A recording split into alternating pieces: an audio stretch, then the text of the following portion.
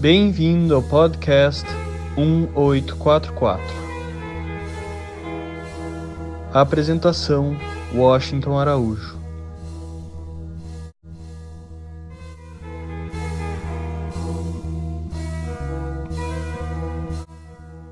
O tema deste episódio do podcast 1844 é: seja como a flor de lótus, renasça a cada dia diante da adversidade.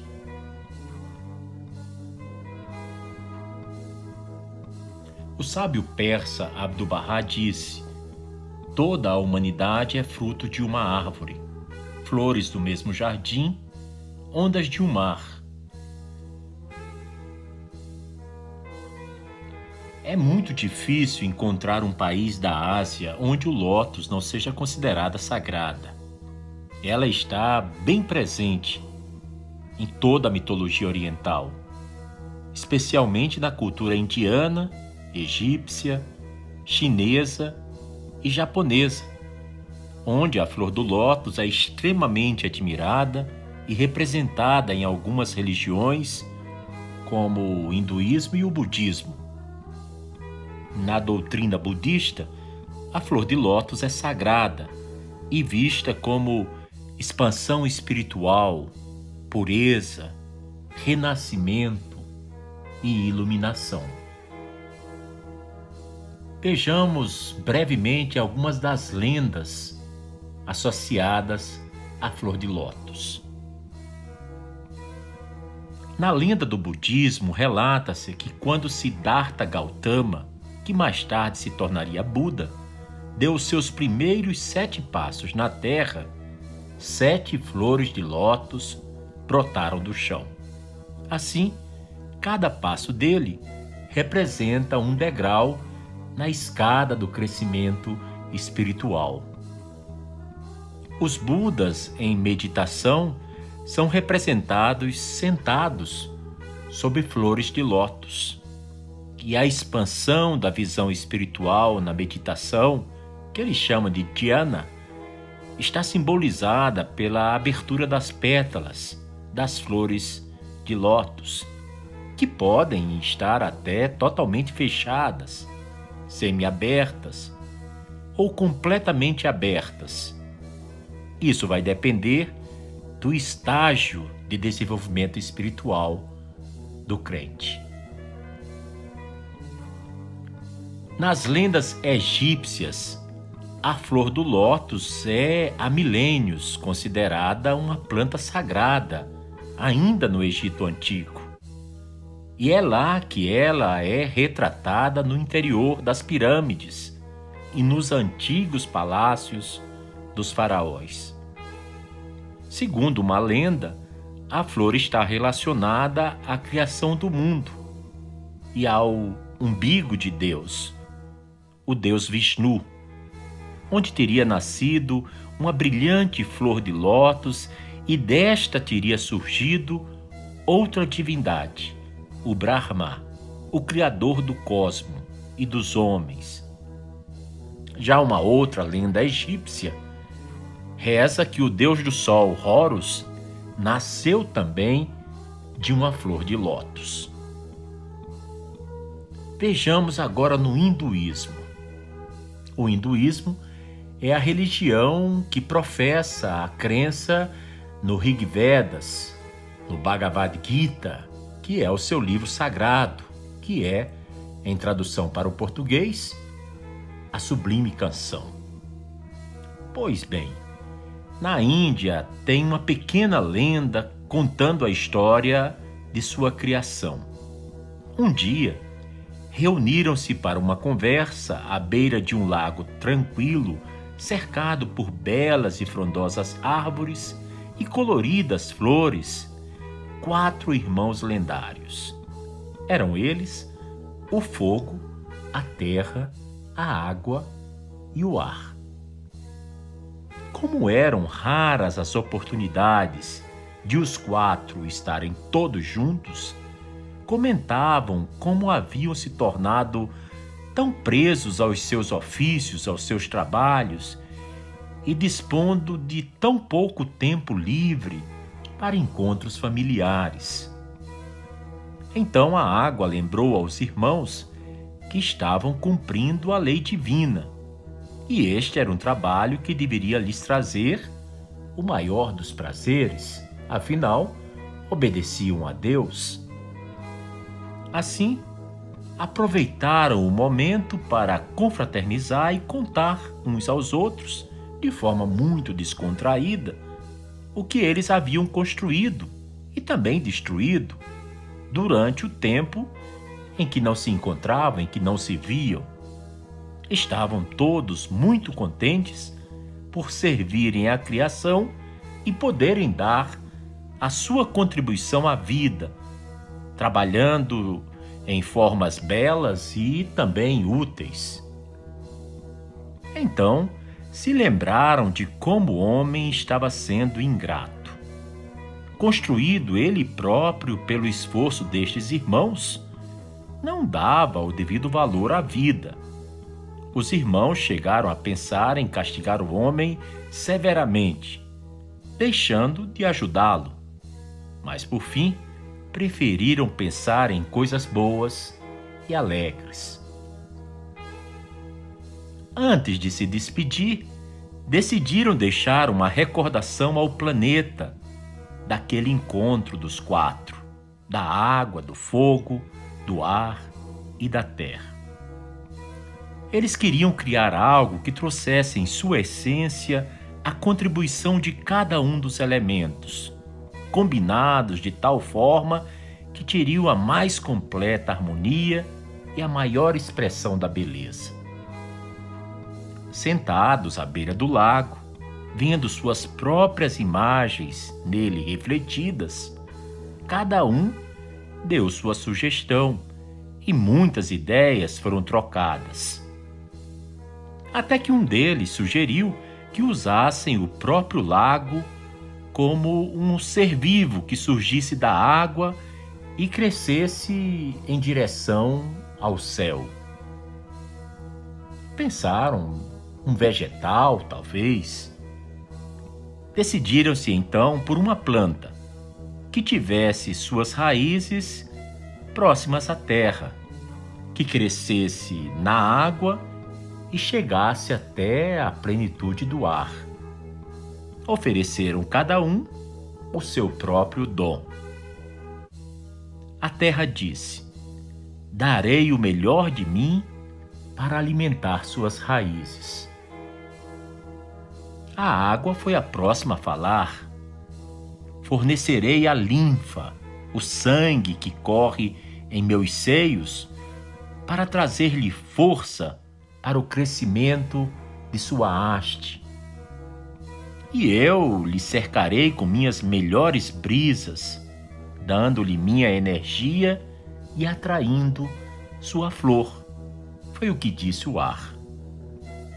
Então o fogo, para finalizar o projeto, escolheu aquilo que de melhor tinha para oferecer.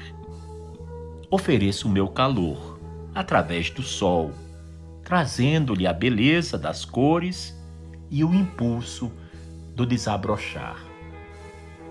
Juntos, puseram-se a trabalhar, detalhe a detalhe na sua criação conjunta.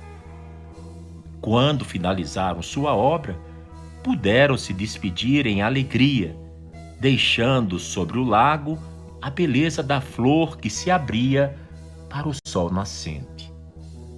Assim, em vez de punir o ser humano, os quatro irmãos deixaram-lhe uma lembrança de pureza da criação e da perfeição que o homem poderia um dia alcançar.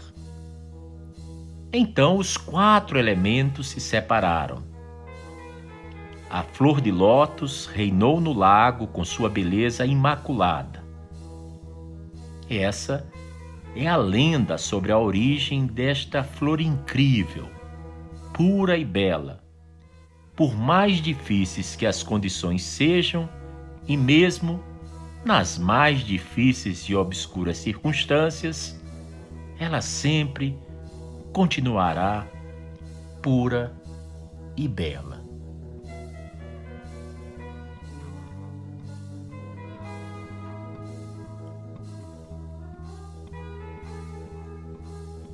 A natureza é tão apaixonante que nos dá as respostas mais inesperadas, quando nem sequer pensávamos que poderia existir mais além do que é a nossa própria mente, mais do que as nossas próprias esperanças, do nosso próprio desejo de seguir em frente. Muito longe de mostrar-nos uma realidade monótona e previsível, cada canto no qual a natureza brota com liberdade nos deixa um novo ensinamento sobre o que significa habitar esse mundo. E não apenas é generosa para com a ciência, mas também com os nossos próprios sentidos e com a nossa própria espiritualidade. Tanto é verdade que na grande diversidade de manifestações, espécies e fenômenos que provoca, nos deparamos com autênticas lições de como devemos enfrentar a vida, os seus desafios. Teorias autênticas, de natureza psicológicas, sem controle de variáveis nem análise de confiabilidade ou validade, mas que ainda assim trazem consigo uma mensagem cuja beleza e significado é indiscutível. Dentre todos os fenômenos infinitos e curiosos da natureza, está ela, a flor de lótus. Um fenômeno que é uma metáfora apaixonante sobre a vida e as adversidades que estamos destinados a enfrentar todos os dias. Como me dizia um amigo, a vida é uma luta o tempo inteiro. E ele lembrava de Guimarães Rosa, no seu fantástico Grande Sertão Veredas, em que dizia que a vida é um rasgar-se e um remendar-se. Esse meu amigo também dizia que você quer paz? Vá então ao cemitério.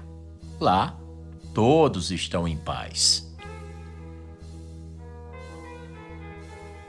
A flor de lótus é um tipo de lírio d'água cujas raízes têm a base na lama e no lodo de lagoas e lagos.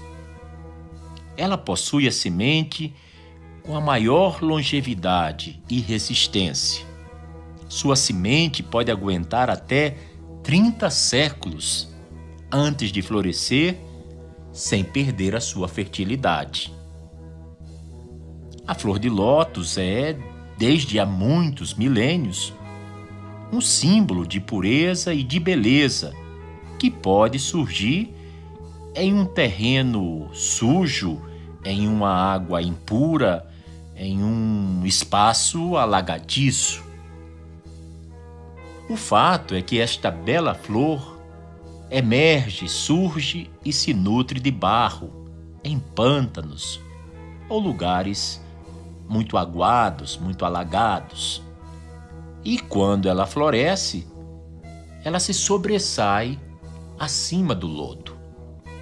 De noite, as pétalas da flor se fecham e ela mergulha sob a água. Ela se fecha para mergulhar, mas ao amanhecer se levanta novamente sobre aquela água suja e ela ressurge intacta e sem vestígios de impureza por causa da disposição das suas pétalas em forma de espiral. A flor de lótus tem a peculiaridade de ser a única flor que é também fruto ao mesmo tempo. Seu fruto tem a forma de cone invertido e se encontra em seu interior. Quando a flor está fechada, ela não tem cheiro, mas quando se abre, o seu aroma lembra o jacinto. Muitos até consideram o seu odor, o seu aroma hipnotizante, capaz mesmo de alterar o estado da consciência. O fascínio por esta flor fez com que ela se tornasse um símbolo fundamental para diversas civilizações ao longo da história. E eu já contei um pouco, umas breves lendas, mas é sempre necessário destacar que a flor de lótus é considerada sagrada e é um dos símbolos mais antigos com os mais variados significados. Para países do Oriente, embora também a gente vai encontrar referências a elas no mundo ocidental. Por exemplo, na mitologia grega, os lotófagos eram um povo místico que os antigos identificavam como os habitantes de um povoado ao nordeste da África. Diz o mito que uma bela deusa se perdeu em um bosque até chegar a um lugar onde abundava o lodo, denominado lótus, e onde ela teria afundado. Este espaço havia sido criado pelos deuses para os seres cujos destinos haviam sido, olha só, fracassar na vida. Imagina você ter como destino o fracasso. Contudo, aquela jovem lutou durante milhares de anos, até que conseguiu sair dali transformada em uma bela flor de lótus, simbolizando o triunfo da perseverança diante das situações hostis e adversas.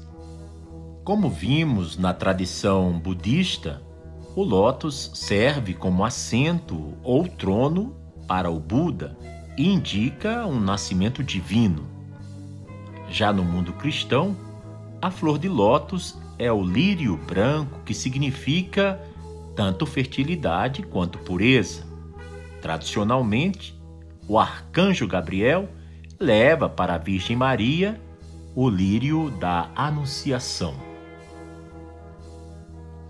A flor de lótus representa o poder da resistência psicológica como capacidade para transformar a adversidade em potencialidade. A psicóloga da Universidade de Chicago, Suzanne Kobassa, conduziu várias pesquisas nas quais detectou que os indivíduos com personalidade resistente possuem uma série de características em comum. Costumam ser pessoas de grande comprometimento, controle e são orientadas para o desafio. Elizabeth Kubler-Ross disse: as pessoas mais belas com as quais tive a oportunidade de me encontrar são aquelas que conheceram a derrota, conheceram o sofrimento, conheceram a luta, conheceram a perda e encontraram o seu jeito de sair das profundezas. Mais tarde, essa explicação foi transformada naquele termo que hoje está bastante popularizado, resiliência, que é a essência da personalidade que resiste à derrota e resiste ao fracasso. A resiliência é definida como a capacidade dos indivíduos de superar períodos de dor emocional e grandes adversidades. Nós temos um ser humano que melhor representa essa virtude que é a resiliência. Refiro-me à única filha de Bahá'u'lláh, que é o fundador da fé Bahá'í. Seu nome era Bahiye e ficou popularmente conhecida como Bahiye Hanum, a Senhora Bahiye.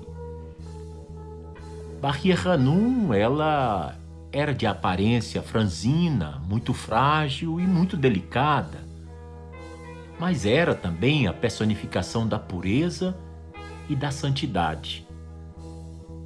E durante momentos muito difíceis, dos exílios, dos aprisionamentos das angústias, aflições e dores indescritíveis que seu pai, seu irmão Abdul-Bahá, seu irmão mais novo, caçula, Mirza Merdi, e outros membros da família tiveram que suportar entre os anos de 1844 a 1921, Bahia Hanum foi uma fortaleza de fé, foi o emblema, o símbolo maior da resiliência sobre o caráter humano.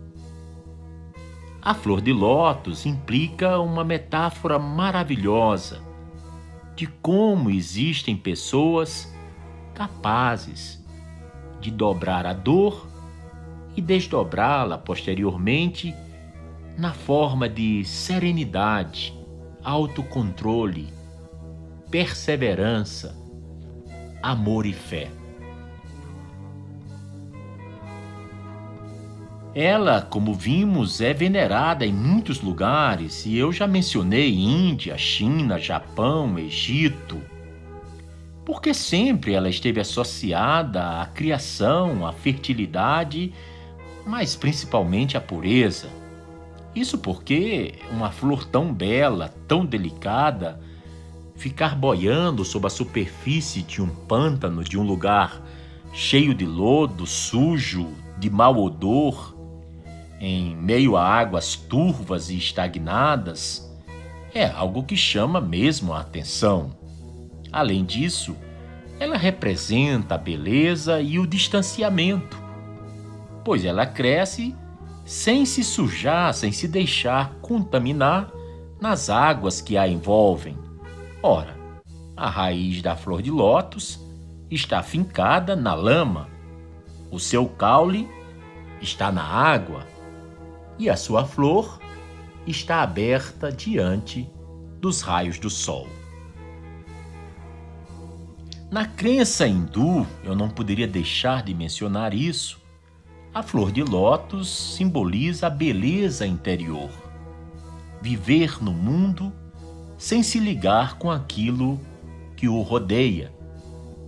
Isso nos faz lembrar o mais belo tratado místico jamais presente ou conhecido pelo ser humano, que é Os Sete Vales, aquela obra poética, mística, de valor transcendental que Bahá'u'lláh revelou em meados do século XIX em resposta a um místico sufi que havia perguntado a ele quais eram as etapas para o desenvolvimento espiritual, quais seriam os estágios, as cidades ou os vales que a alma humana, o espírito humano, deveria percorrer até alcançar a presença de seu amado Criador, até chegar à presença de Deus.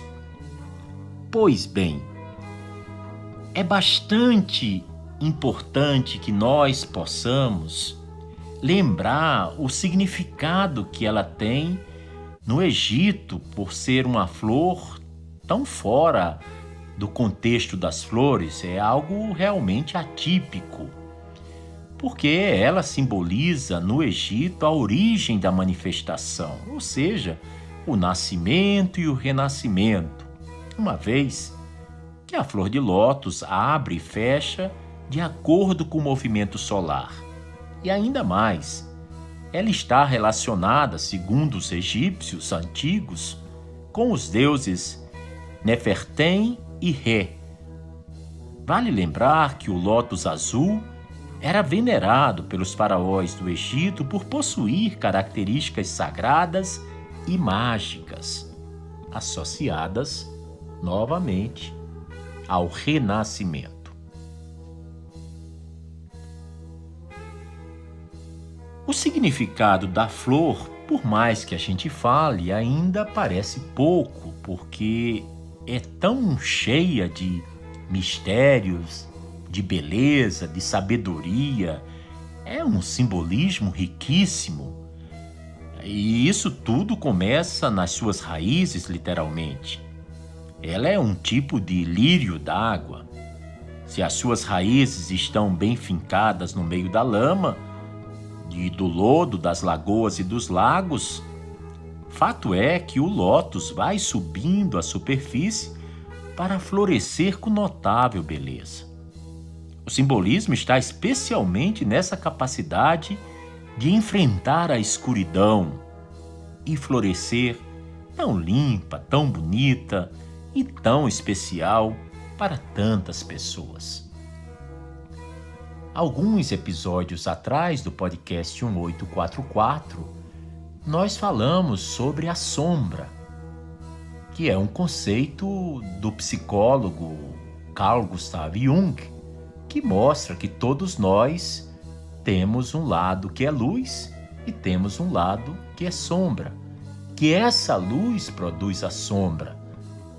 O Jung, ele deixa claro que não podemos extirpar, erradicar, matar na gente a nossa sombra, que nós temos que conhecê-la e então saber lidar com ela, saber fazer um acordo de paz com ela, porque a sombra trata das características muitíssimo humanas, que provavelmente seria uma referência que o filósofo Friedrich Nietzsche havia dito: nós somos demasiadamente humanos.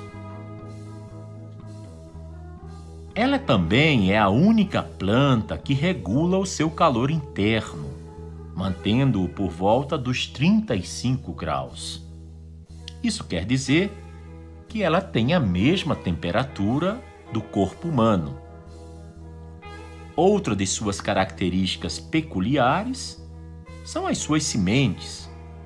Afinal de contas, não são muitas sementes no mundo da natureza que conseguem sobreviver a 5.000 anos sem água, apenas esperando e esperando a condição ideal de umidade para poder germinar. Devido a essas características da flor de lótus, os egípcios a associavam como deus Sol, como deus Ra, porque a flor se fecha durante a noite e se abre todas as manhãs com o nascer do sol. Suas luminosas e imaculadas pétalas possuíam o dom, e possuem ainda, de autolimpar-se, ou seja, elas conseguem repelir micro-organismos e até poeiras. A água lodosa que acolhe a planta é associada ao apego e aos desejos egocêntricos e carnais. E a flor imaculada que desabrocha sobre a água em busca de luz é a promessa de pureza e da almejada e tão sonhada elevação espiritual.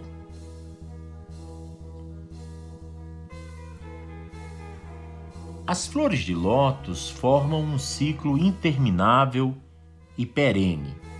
Suas raízes crescem no inverno.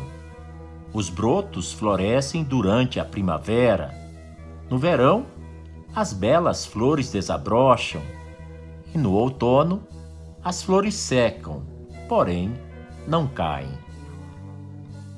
Na yoga, a posição de lótus, Padmasana, é a postura tradicional de meditação em que a pessoa sentada entrelaça as pernas e pousa as mãos sobre os joelhos.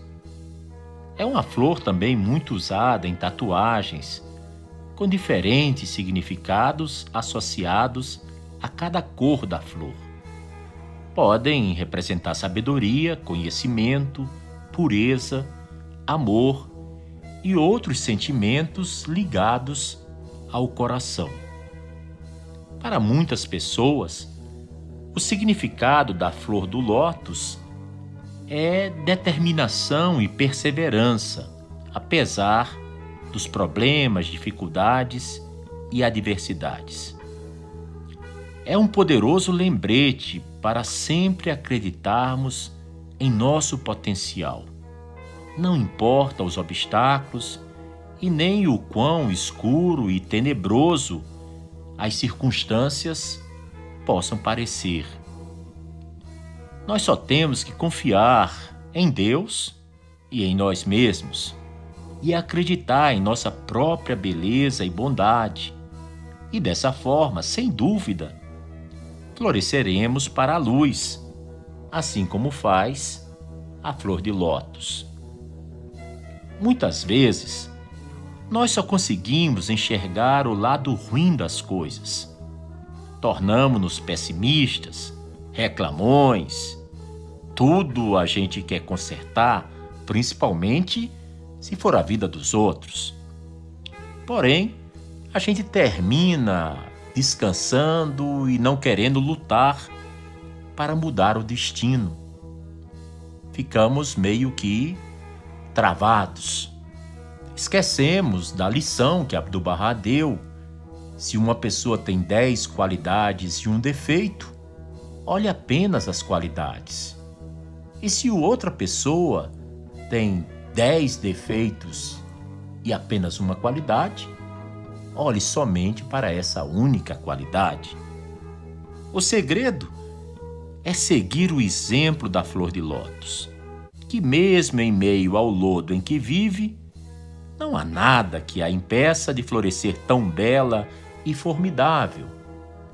Ou seja, não importa os dissabores, as dores e sofrimentos que tenhamos que enfrentar, nós podemos realmente ficar meio que com o teflon, meio que separados, não nos deixando contaminar pelo elevado grau de decadência do mundo, pelo elevado grau de desamor, de conflitos, de ódios, de inveja, de ciúme e de tantas qualidades onde, na verdade, o que falta é a luz. Isso porque, e é um ensinamento Bahá'í, a escuridão não existe. O que existe é a ausência da luz. Dessa forma, podemos pensar em deixar as mazelas e as dificuldades de lado e passarmos a nos interessar por produzir algo puro e belo, pois é assim que a flor do lótus faz todo santo dia e o faz com serenidade e com toda a tranquilidade. Algumas pessoas também mostram grande curiosidade sobre as características da semente de lótus. Essas sementes, na verdade, contêm folhas perfeitamente formadas, que se parecem com a miniatura da própria flor. É representante da perfeição inerente, já perfeitamente formado dentro de cada ser vivo. As sementes de lótus também simbolizam longevidade, já que podem germinar mesmo após milênios, como havíamos antes contado aqui. Elas são comestíveis e conhecidas por suas muitas propriedades medicinais. A forma mais comum de consumir a semente é em forma de pipoca, chamada de marhanas. Na Ásia, suas pétalas e folhas novas também são consumidas e utilizadas como enfeites ornamentais, e suas largas folhas são utilizadas também para embrulhar alimentos. Um detalhe interessante é que essa planta, a flor de lótus, é consumida também como chá, por possuir qualidades terapêuticas que vão desde a cura de doenças renais e pulmonares até o combate do estresse e da insônia. Isso, segundo o que diz a sábia medicina chinesa. As raízes, chamadas rizomas, são conhecidas como rencon, que ficam sob o lodo dos lagos onde nascem. Elas são robustas e também são comestíveis. Essas raízes são consumidas em alguns países da Ásia, como o Paquistão, a Índia, a China e o Japão, e são geralmente colocados junto a outros vegetais em sopas, em cozidos ou até mesmo feito em frituras. Vocês que estão ouvindo sabiam que existe na Índia um belíssimo templo, popularmente conhecido naquele país como o Templo do Lótus? Pois bem, esse Templo do Lótus, como é conhecido por milhares de pessoas na Índia, é a casa de adoração Bahá'í, ou o Templo Bahá'í, ou o Meshri Kolaskar, que é uma expressão que significa o lugar de onde amanhece o alvorecer do louvor a Deus. O Templo Bahá'í, ou Templo de Lótus, é uma das mais belas e mais grandiloquentes maravilhas arquitetônicas da Índia nos tempos modernos. Sua estrutura de mármore branco também é chamada de Taj Mahal do século XX. Mas ele é muito mais do que apenas uma esplêndida peça de arquitetura. É um lugar onde vários e vários milhares de visitantes de todo o mundo vão em busca de paz, de meditação, de estudo e de orações, que é a conexão com o sagrado.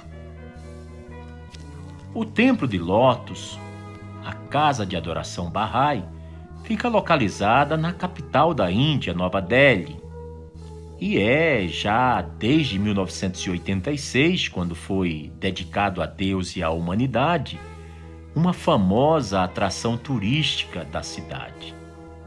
Ao contrário de outros locais de culto, de adoração a Deus, que geralmente possuem um ídolo de uma divindade para a qual as pessoas rezam, pedem perdão ou mencionam algo que desejam profundamente, o Templo de Lótus é um local de adoração a Deus muitíssimo singular. Ele é conhecido por sua bela arquitetura em forma de flor de lótus. E o ambiente é maravilhoso, por isso é uma atração turística muito popular para seguidores de todas as religiões. O Templo Bahá'í é um dos mais belos edifícios religiosos de todo o mundo e é uma visita obrigatória quando se está em Delhi. Este que está relatando esse episódio, eu mesmo estive lá em dezembro de 1986, quando foi aberta a visitação pública o Templo Bahá'í de Lótus. Estive lá na Índia e posso dizer, depois de fazer orações em seu interior, me senti como se tivesse orado fervorosamente, realmente dentro de uma flor, dentro da flor do próprio lótus. O templo foi projetado pelo arquiteto persa, o iraniano Fariburz Sahba, e tem a forma de lótus, pois é comum a várias religiões, o que inclui o hinduísmo e o budismo. Esse templo ganhou vários prêmios internacionais por ser um projeto audacioso e brilhante, e esse inclui os prêmios da Academia Globart, da Instituição de Engenheiros Estruturais e muitos outros mais. Também recebeu reconhecimento em várias publicações do mundo, como a Enciclopédia Britânica e o Guinness World Records. Foram lançados selos postais do Templo de Lótus, muitos livros e até composições musicais foram criadas para mostrar sua beleza e sua grandeza. Na inauguração do templo, dezembro de 1986, foi extremamente emocionante estar ali e ver Ravi Shankar lançar a sua belíssima sinfonia dedicada a este templo Bahá'í. Como disse, ele foi concluído em 1986. Ele tem 9 lados, formados por 27 pétalas de mármore alvíssimo, de mármore branco. E essas pétalas são organizadas em grupos de 3. Então, grupos de 3 vezes 9 lados, 27 pétalas. Suas 9 portas levam a uma sala de oração central com capacidade para acolher 2.500 pessoas. O templo tem estupendos 40 metros de altura. O piso dentro desse salão central é também de mármore. Esse mármore, ele veio da Grécia, da montanha Penteli. Muitas outras casas de adoração Bahá'ís, muitos outros templos Bahá'ís, foram também construídos utilizando esse mesmo mármore. A entrada do Templo de Lótus é muito encantadora. Possui piscinas e jardins que nos dão as boas-vindas já nos portões do templo. A área total é de cerca de 26 acres. Bem, como tudo tem simbolismo, e nós já falamos bastante sobre o simbolismo da flor de lótus, que tal falarmos agora um pouco sobre o simbolismo espiritual do Templo de Lótus? De acordo com os ensinamentos da fé Bahá'í, que acredita firmemente na unidade de Deus, na unidade das religiões e na unidade da humanidade. Assim, pessoas de todas as crenças e religiões, das várias raças e etnias, são todas elas bem-vindas no templo, pois este é um lugar para adorar o Criador do universo e não uma divindade em particular. Lá não há ídolo a ser adorado e pessoas de qualquer fé, de qualquer credo, além de serem muito bem-vindas, se sentem realmente muito bem acolhidas. E como todos são calorosamente recepcionados, lá dentro do Templo de Lótus, do Templo Bahá'í, não se vê nenhuma cerimônia ritualística. Dentro do templo também não vai se encontrar nenhuma pessoa fazendo uma prédica ou fazendo um sermão.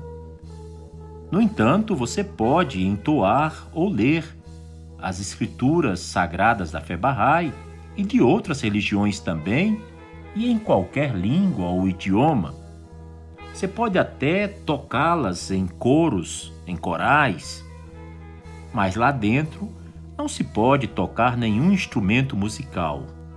A comunidade Bahá'í oferece 4 atividades chamadas atividades centrais para aqueles que estão interessados no modo de vida Bahá'í, nos ensinamentos de unidade do mundo que a fé Bahá'í traz. Essas atividades centrais são aulas para crianças, aulas e atividades para jovens, reuniões de orações, reuniões devocionais e círculos de estudo. Quando falamos que lá dentro não se pode tocar nenhum instrumento, isso se não estivermos considerando que a voz humana é o mais belo e o mais perfeito dos instrumentos musicais. E esse é não apenas muito bem acolhido, como é muito encorajado. Daí a entoação das orações, que é tão comum em várias partes do planeta. O templo é visitado por mais de 4 milhões de pessoas a cada ano. 4 milhões de pessoas, para a gente ter uma ideia, é como se fosse metade da população do Rio de Janeiro durante um ano visitando um único lugar de adoração a Deus e de serviço à humanidade, visitando o Templo do Lótus. De acordo com as escrituras da fé Bahá'í, a casa de adoração não pode ter fotos nem estátuas ou imagens exibidas lá dentro. E como todos são calorosamente recepcionados, lá dentro do Templo de Lótus, do Templo Bahá'í, não se vê nenhuma cerimônia ritualística. Dentro do templo também não vai se encontrar nenhuma pessoa fazendo uma prédica ou fazendo um sermão. No entanto, você pode entoar ou ler as escrituras sagradas da fé Bahá'í e de outras religiões também, e em qualquer língua ou idioma. Você pode até tocá-las em coros, em corais, mas lá dentro não se pode tocar nenhum instrumento musical. A comunidade Bahá'í oferece 4 atividades chamadas atividades centrais para aqueles que estão interessados no modo de vida Bahá'í, nos ensinamentos de unidade do mundo que a fé Bahá'í traz. Essas atividades centrais são aulas para crianças, aulas e atividades para jovens, reuniões de orações, reuniões devocionais e círculos de estudo. Quando falamos que lá dentro não se pode tocar nenhum instrumento, isso se não estivermos considerando que a voz humana é o mais belo e o mais perfeito dos instrumentos musicais. E esse é não apenas muito bem acolhido, como é muito encorajado. Daí a entoação das orações, que é tão comum em várias partes do planeta. O templo é visitado por mais de 4 milhões de pessoas a cada ano. 4 milhões de pessoas, para a gente ter uma ideia, é como se fosse metade da população do Rio de Janeiro durante um ano visitando um único lugar de adoração a Deus e de serviço à humanidade, visitando o Templo do Lótus. De acordo com as escrituras da fé Bahá'í, a casa de adoração não pode ter fotos nem estátuas ou imagens exibidas lá dentro. No entanto, o Lótus não é uma parte essencial das escrituras Bahá'ís, pois todas as estruturas arquitetônicas da fé Bahá'í, elas são estruturas que possuem 9 lados em forma circular. Mesmo assim, a maioria dos templos Bahá'ís possui uma estrutura em forma de lótus. A casa de adoração Bahá'í em Delhi é uma das atuais casas de adoração Bahá'ís espalhadas pelo mundo, todos os continentes. Existem outras em Sydney, na Austrália, na cidade do Panamá, em Ápia, na Samoa Ocidental, em Kampala, em Uganda, em Frankfurt, na Alemanha, em Wilmette, nos Estados Unidos, perto de Chicago. Recentemente foram inauguradas outras casas de adoração Bahá'í, outros templos Bahá'ís, como o Templo de Luz, que fica na pré-cordilheira dos Andes, em Santiago do Chile. Temos um belíssimo templo Bahá'í em Batabang, no Camboja, outro na Colômbia, no norte de Cauca, e outros templos Bahá'ís estão atualmente em processo de construção. É bem interessante também a gente conhecer alguns fatos sobre a história de como o Templo do Lótus em Nova Delhi, na Índia, foi construído. A área em que o templo foi edificado, ela foi comprada com o dinheiro doado por Ardeshir Rustampur, de Hyderabad. Ele doou todas as suas economias em 1953 para a construção daquele templo. Mas não foi até 1976 que o arquiteto iraniano, o Fariburz Sahba, foi escolhido para projetá-lo. Uma empresa britânica chamada Flint & New recebeu o projeto estrutural, enquanto o projeto de construção foi realizado pela ECC Construction Group. O Templo de Lótus é um dos primeiros templos em Delhi a utilizar energia solar. Seu uso elétrico total é de 500 kW, dos quais 120 kW são fornecidos por energia solar.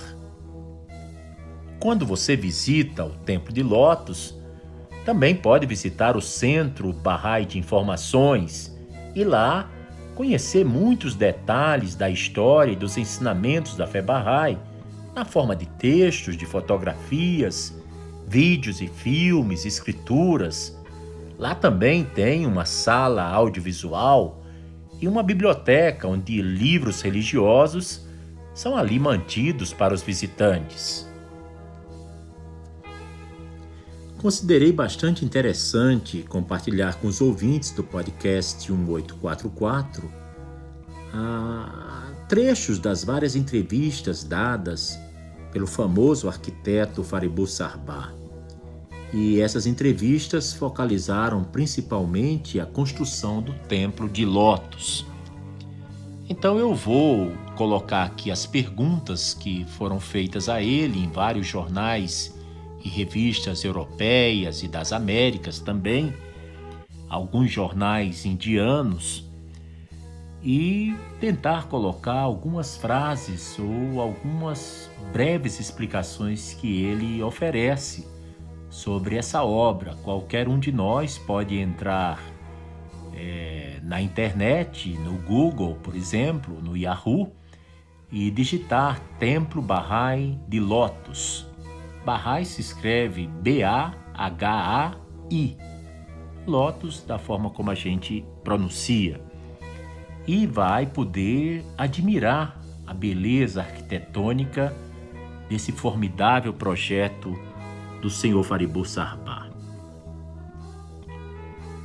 Perguntaram a ele: todas as fases da construção do Templo de Lótus possuíam certamente seu próprio desafio em termos de arquitetura, de design e de engenharia. Qual estágio foi o mais emocionante para você? Fariburz Sahba respondeu, abre aspas, acho que o período de design foi a parte mais desafiadora e empolgante do projeto. Projetar um templo que refletisse a rica herança cultural da Índia e, ao mesmo tempo, fosse compatível com o princípio cardeal da fé Bahá'í, que é a unidade das religiões. Isso me proporcionou uma oportunidade incomum e notável por poder testemunhar o poder da revelação de Baha'u'lláh. Continua ele. Eu estava procurando por um conceito que fosse aceitável para as pessoas de todas as religiões e que existem em tão rica diversidade na Índia.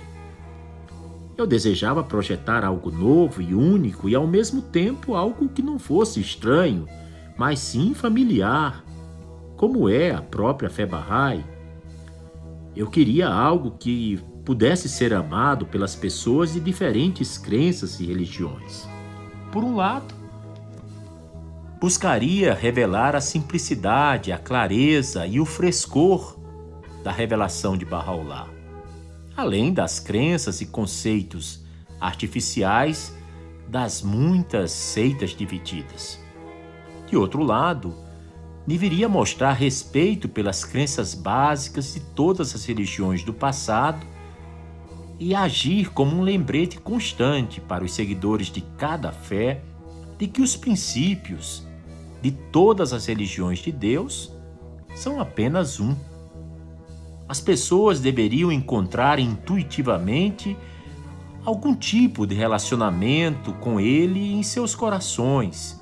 E essa foi a parte mais emocionante do projeto para mim. O restante dos desafios foram questões técnicas que, de alguma forma, teriam que ser tratadas. Então eu comecei sem preconceitos, pronto para ideias. Continua o Fariburr Sahba respondendo. Visitei centenas de templos por toda a Índia. Não para orientação arquitetônica, mas sim para descobrir um conceito que integrasse a herança espiritual deste subcontinente. E à medida que me aprofundava cada vez mais na herança cultural e arquitetônica da Índia, fui ficando profundamente fascinado pelo desafio que estava diante de mim. E então, eis que eu estava me concentrando e rezando. Eu estava convencido de que Deus me guiaria em direção a um conceito, e foi exatamente isso que aconteceu. Não é estranho que, por acaso, eu tenha mudado de rota durante a viagem e seguisse para um lugar diferente, onde uma alma pura, que eu nunca havia encontrado antes, estivesse me esperando para me falar sobre a flor de lótus? Pois bem, era um amigo Bahá'í indiano, o Sr. Kamrundi Bhartar, que pela primeira vez me falou sobre o lótus como uma ideia para o templo. Sem dúvida, eu vi que ele era o mensageiro de Bahá'u'lláh para mim, embora eu não soubesse disso na época e estava mais impressionado era com seu coração puro, sua simplicidade e bondade, do que com o seu conceito, a sua ideia de como deveria ser o templo Bahá'í a ser construído em Nova Delhi. Então, nas cavernas de Ajanta e Ellora, a impressão das flores de lótus nas paredes, representando o trono dos deuses, chamou minha atenção para esta flor em especial. No sul da Índia, outro Bahá'í indiano, ao saber do meu interesse pela flor de lótus, mostrou muito entusiasmo. Ele se esforçou ao máximo para localizar um lago coberto por esta linda flor. E então, cheio de emoção, levou-me lá para ver as magníficas flores. Sua descrição e explicação sinceras sobre o que ele sabia acerca do lótus impressionaram-me. E era o significado profundamente enraizado dessa flor na cultura da Índia.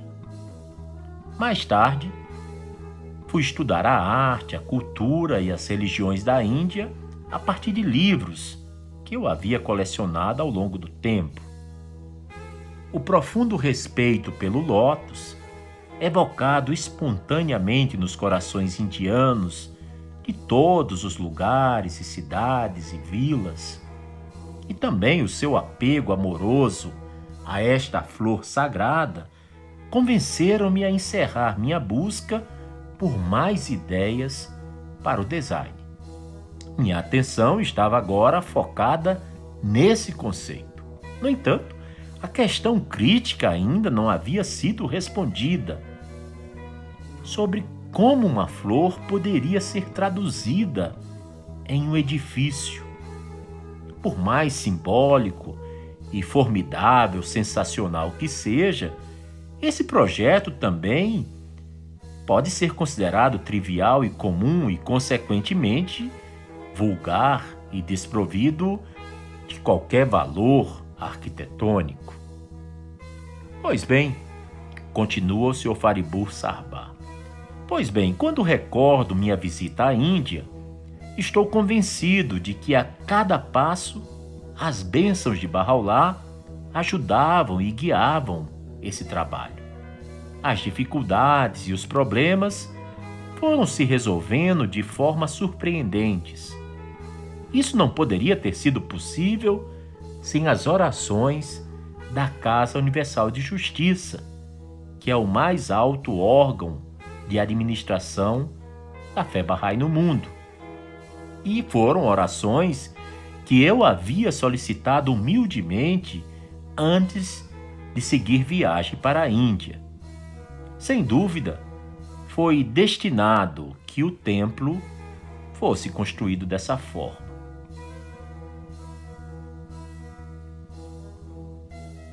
Um jornalista então pergunta ao Sr. Faribu Sahbar qual é o significado do design de lótus.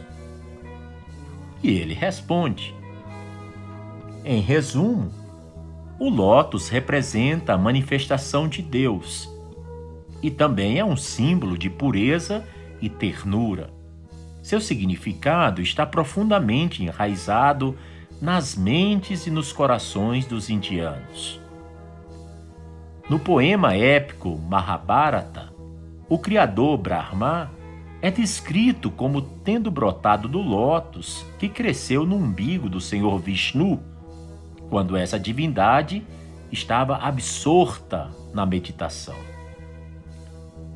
Existe uma profunda e universal reverência pelo lótus, que é considerada uma flor sagrada, associada à adoração ao longo de muitos séculos. No folclore budista, o Bodhisattva Avalokitesvara é representado como nascido de uma flor de lótus e geralmente é representado como em pé ou sentada em um pedestal de flor de lótus e também com uma flor de lótus na mão. Os budistas o glorificam em suas orações. Om Mani Padme Hum. Sim, ó joia no lótus.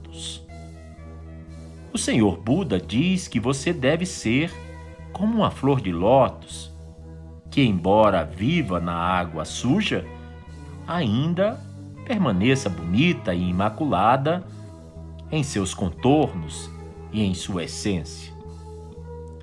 Foi então que percebemos que o lótus estava associado à adoração, fazia parte da vida e dos pensamentos dos indianos através dos tempos. Pareceu-nos que eles estão adorando nesse templo em seus sonhos há muitos anos. Agora a visão deles, desses indianos que tinham um profundo amor pela flor sagrada do lótus, agora é como se a visão deles se tivesse tornado realidade. E se Deus quiser, algum dia, todos eles entrarão e farão suas orações dentro do templo Bahá'í, dentro do templo do lótus.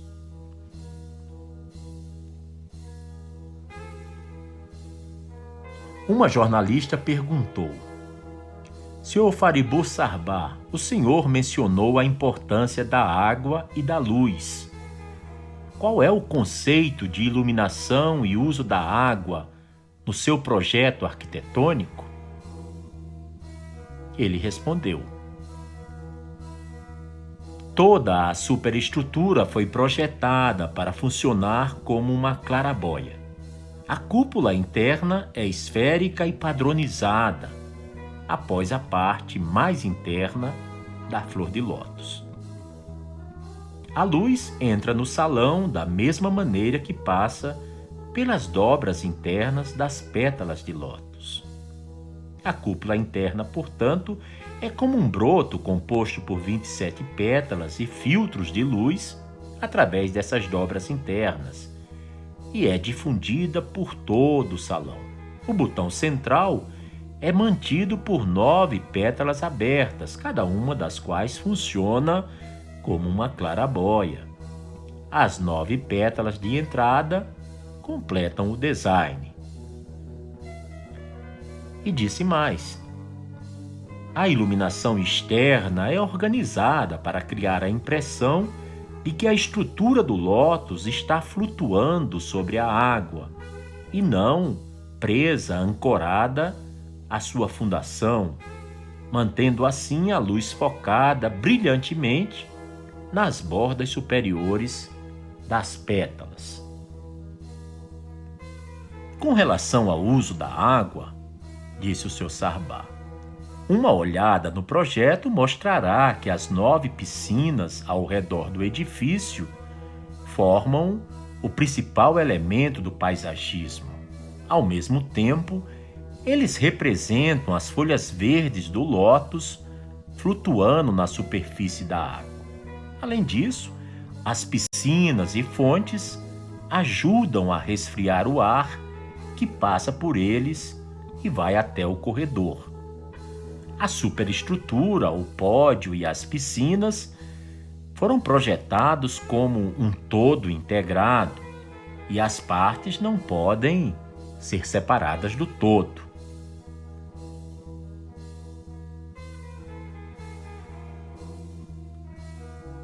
Foi feita então uma outra pergunta ao arquiteto Sarbar. Você deve ter trabalhado certos requisitos do ambiente no design. Você pode explicar algo a esse respeito? Faribu Sarbar então respondeu. Esta é uma questão para a qual uma grande quantidade de pensamento foi dada.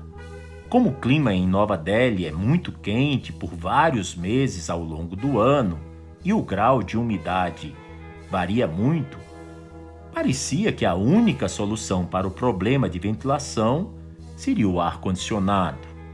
No entanto, isso é muito caro para instalar e manter e, portanto, não é viável para um templo na Índia. Com base nos métodos de ventilação usados em edifícios antigos, uma solução diferente, embora complicada, para o problema de ventilação do templo foi então bolada. De certa forma, isso pode ser chamado de ventilação natural e baseia-se nos resultados de testes de fumaça que foram realizados no Imperial College de Londres, em um modelo, em uma maquete do templo. Os resultados demonstraram que com aberturas no porão e no topo, o prédio agia como uma chaminé, aspirando ar quente de dentro do salão e expelindo-o pelo topo da cúpula.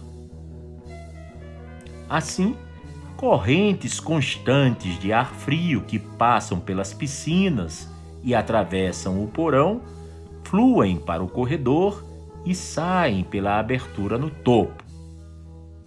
Essa ventilação é complementada de 2 outras maneiras. Um conjunto de ventiladores de exaustão é organizado na cúpula para resfriar a concha de concreto e impedir a transferência de calor para o templo, enquanto outro conjunto de ventiladores canaliza o ar do auditório para o porão frio, onde é resfriado e reciclado de volta ao auditório. Esse sistema e sua manutenção são de longe muito mais baratos do que o ar-condicionado, e nossos cálculos prevêem temperaturas agradáveis dentro do templo. Uma outra questão que muitas pessoas fazem, e quando você pesquisa na internet e vê as fotos do Templo Bahá'í de Lótus, é quanto custou, de onde vieram os fundos, os meios financeiros para a construção dessa casa de adoração, desse templo Bahá'í.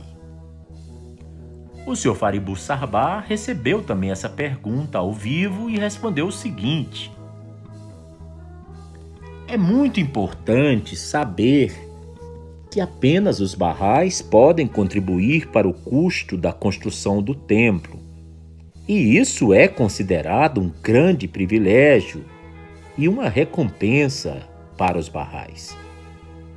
A Assembleia Espiritual Nacional dos Bahá'ís da Índia, que é o órgão administrativo da religião Bahá'í em nível nacional, imprimiu um grande número de cupons no valor de 1 rúpia até os de 100 rúpias para arrecadar fundo dos Bahais espalhados em várias milhares de localidades por toda a Índia. Também foram recebidas contribuições em espécie, como arroz, trigo e artesanato das aldeias.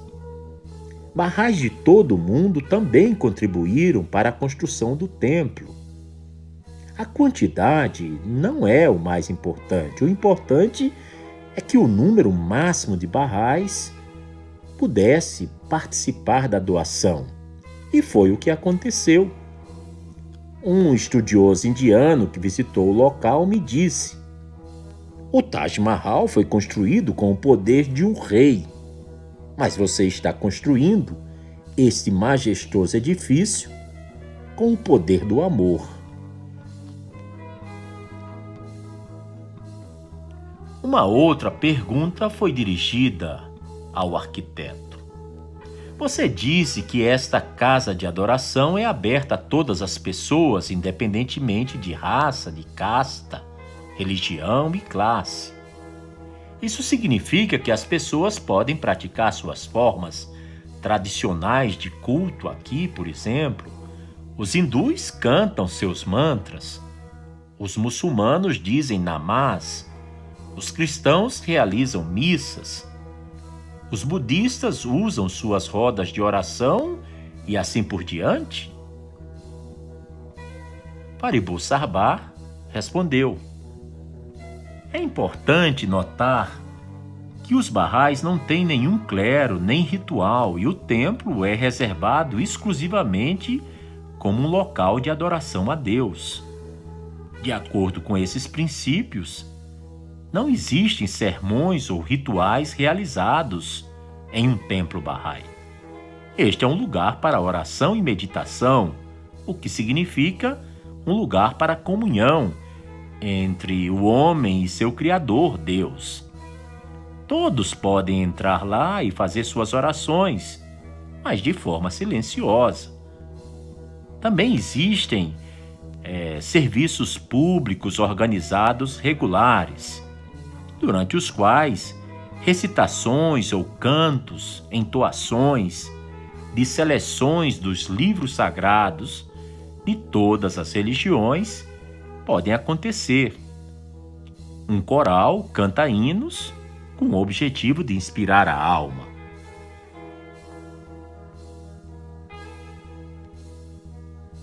Outra pergunta que foi formulada foi a seguinte: algumas pessoas podem perguntar se era realmente sábio construir um templo assim na Índia.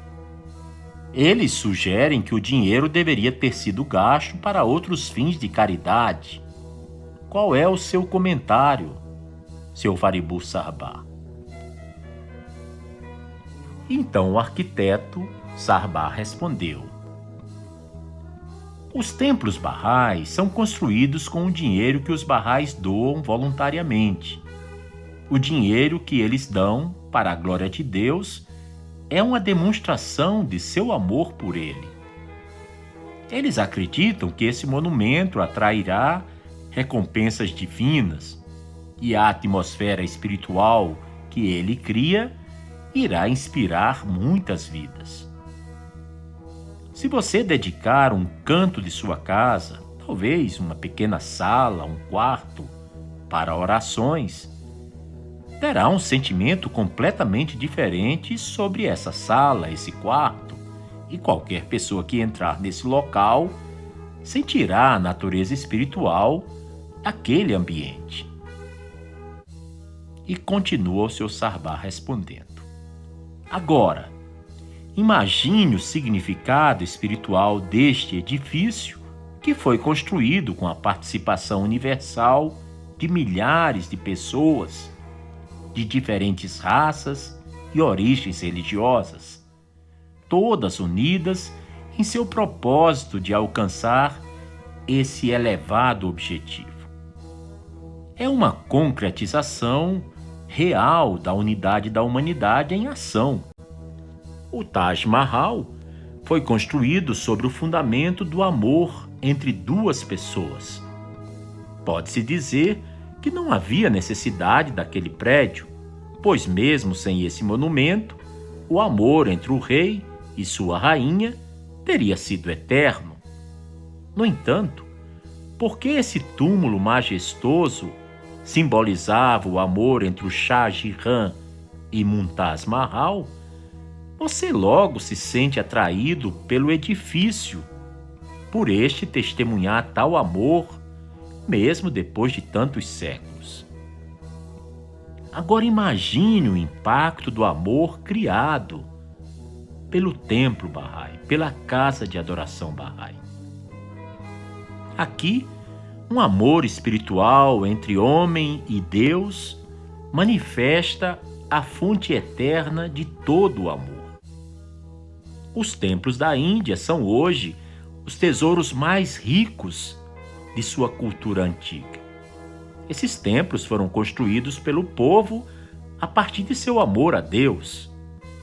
Milhares de edifícios antigos, palácios e cidades foram destruídos, mas a maioria dos templos sobreviveu à devastação do tempo e da fortuna, porque foram construídos em nome de Deus. Os Bahá'ís construíram um lugar de esperança aqui. É uma espécie de investimento ou economia. Não são as pessoas ricas que deram dinheiro para serem distribuídas entre os pobres. Pelo contrário, são principalmente as pessoas pobres que apoiaram esse projeto devido ao seu apreço pelo amor, pela unidade e pela beleza. Por mais pobres que fossem, elas ainda gostam de comprar um vaso de flores para colocar em um canto do quarto ou da sua sala. Sem amor e beleza, o homem não é nada. Este templo simboliza nosso amor pela estética, uma oferenda humilde ao nosso Criador da maneira mais bonita que possamos apresentá-lo. Você pode chamá-lo de uma flor, ali colocada no canto de nossos corações.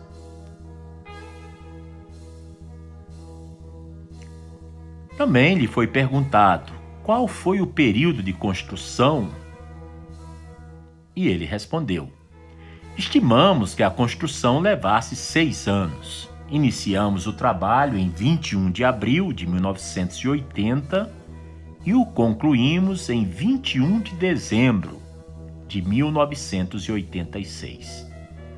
Portanto, a construção levou 6 anos e 8 meses.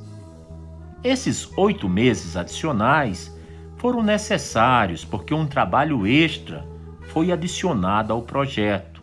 Por exemplo, o revestimento de azulejos de cerâmica, previsto no início, foi alterado para revestimento de mármore.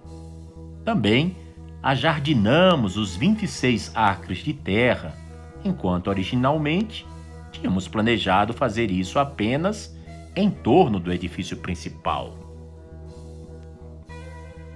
E qual foi o custo total do edifício? Paribu Sarbá respondeu: o custo total do Templo de Lótus foi cerca de 10 milhões de rúpias. Isso inclui todos os móveis, paisagismo, etc., o que não é muito para um edifício complicado e de alta qualidade. Se esse edifício fosse construído para qualquer outra finalidade e para qualquer outro cliente, teria certamente custado várias vezes mais. O trabalho realizado aqui foi baseado não em considerações comerciais, mas sim em sacrifício e devoção. Dos trabalhadores aos supervisores, engenheiros e fornecedores, todos assumiram isso como um desafio e um trabalho de amor. Muitos trabalharam totalmente voluntariamente ou aceitaram um mínimo para cobrir suas despesas pessoais. É impossível avaliar este edifício pelas escalas padrão disponíveis para levantamento de qualidade ou de gerenciamento de projetos. E qual foi o seu papel como gerente de projetos, Sr. Faribu Sarbá? Como gerente de projeto, trabalhei em nome do cliente. Eu era responsável pelo controle de orçamento, fundo do templo, relações públicas e levantamento de quantidades, bem como gerenciamento de projetos, controle de qualidade e supervisão do local. Em outras palavras, eu representei o cliente e os consultores no local. Eu tive que construir um espírito e um relacionamento muito bons entre o contratante, os consultores e o cliente. Como arquiteto, outro jornalista perguntou, você costuma enfatizar sua dedicação à sua fé. Você seria capaz de funcionar fora da, entre aspas, estufa Bahá'í? Sarbá respondeu, quando um arquiteto trabalha em um projeto, ele trabalha com todas as suas habilidades, sua mente, pensamentos e suas crenças. Sua fé não é algo fora dele, é uma parte inseparável dele.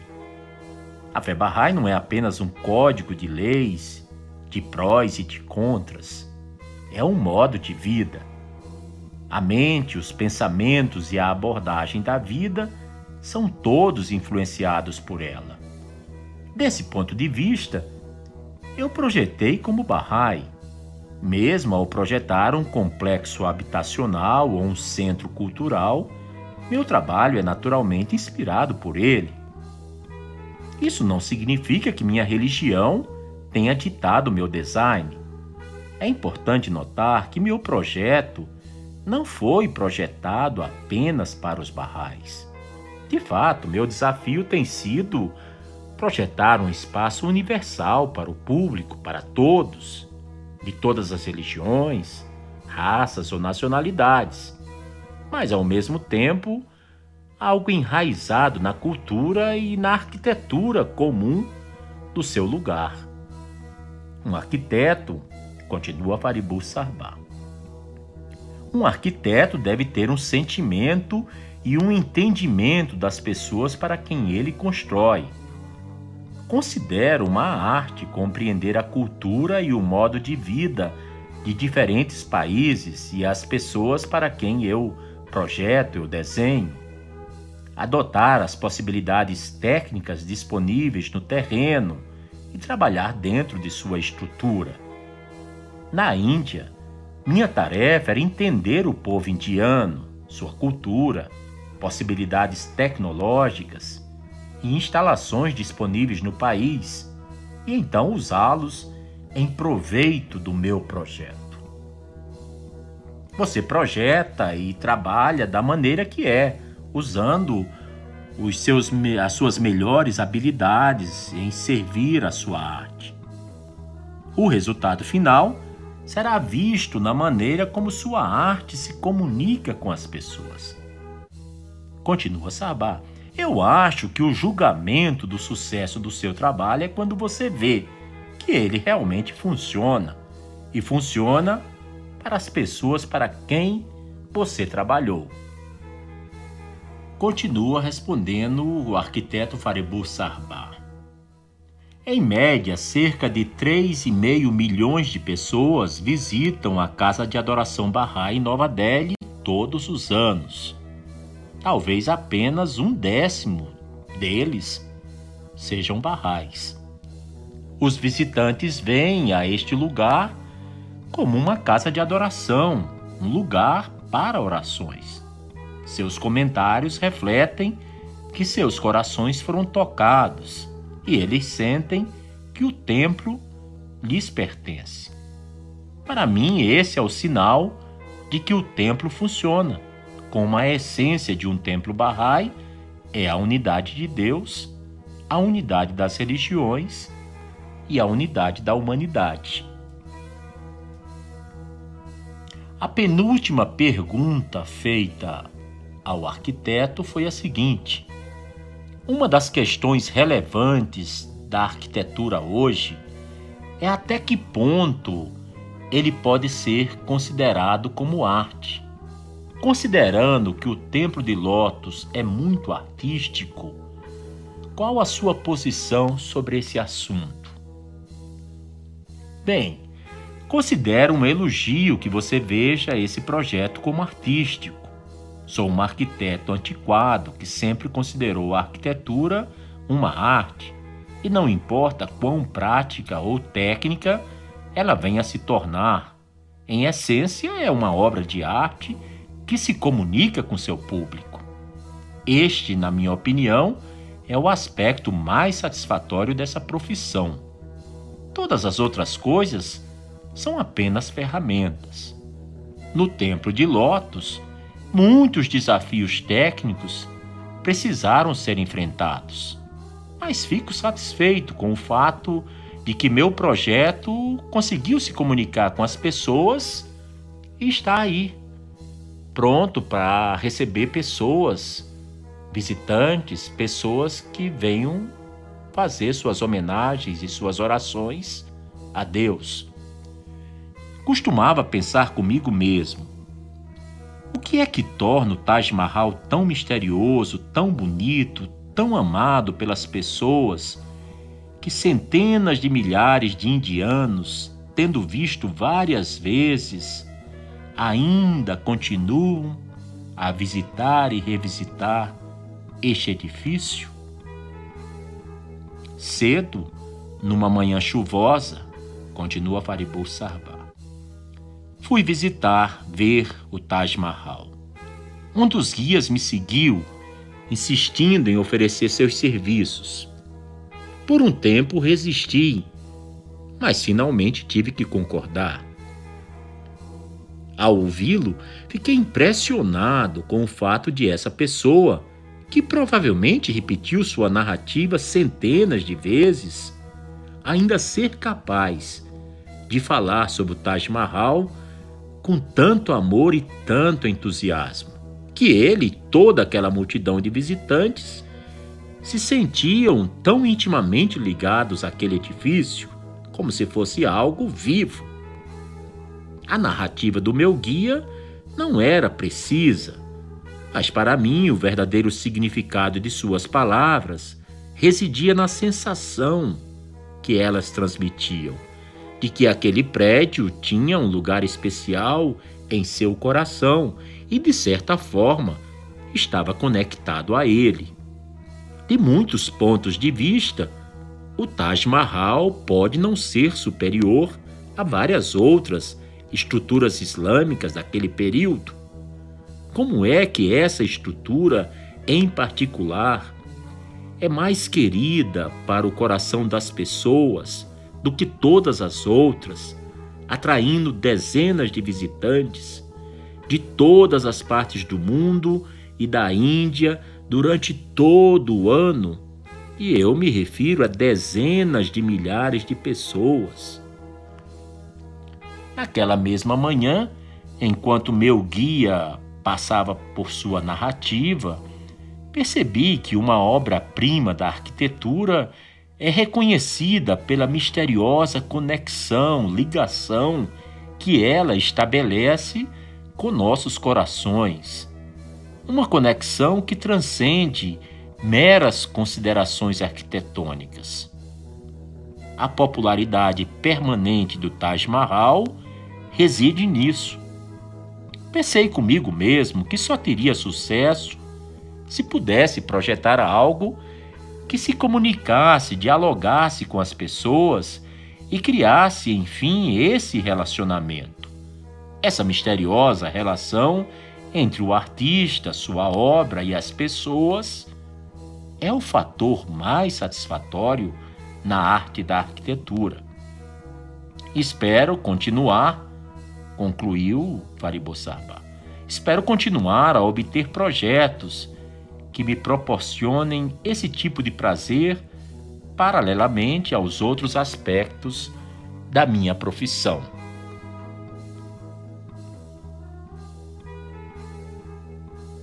E finalmente foi feita uma última pergunta ao arquiteto Fariburz Sahba. A religião Bahá'í permite liberdade suficiente para a autoexpressão?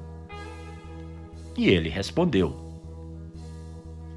na fé Bahá'í, um indivíduo estabelece seu próprio relacionamento com Deus. Cada indivíduo age de acordo com sua própria consciência, com base em sua compreensão dos ensinamentos Bahá'ís. A autoexpressão e a liberdade individual formam um dos princípios cardeais dessa religião, e não há dúvida de que alguém impõe sua vontade ou ideias a outra. No entanto, não há dúvida também de que a filosofia e os sentimentos espirituais se refletem na arte, nos pensamentos e na vida.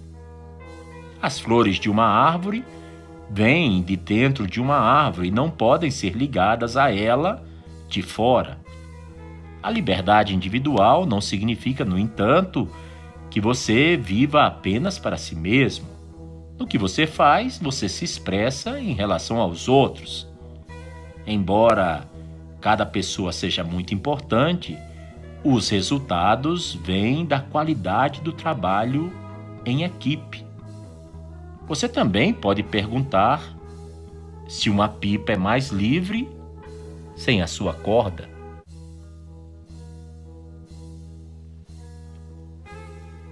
E assim concluímos esse episódio dedicado à flor de lótus e ao templo de Lótus, e de como essa simbologia mística, espiritual e poética podem nos ajudar a transformar nossa vida numa vida mais plena, mais conectada com o sagrado e, portanto, muito mais feliz.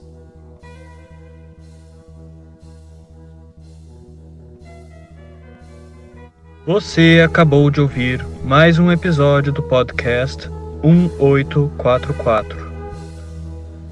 Agradecemos sua audiência e lhe convidamos para ouvir nosso próximo episódio semanal. Apresentação e comentários: Washington Araújo. Trilha musical composta por Ian Garbinato. Sonoplastia e edição de áudio Shahin Nasrabadi. Vinhetas Diogo Garbinato.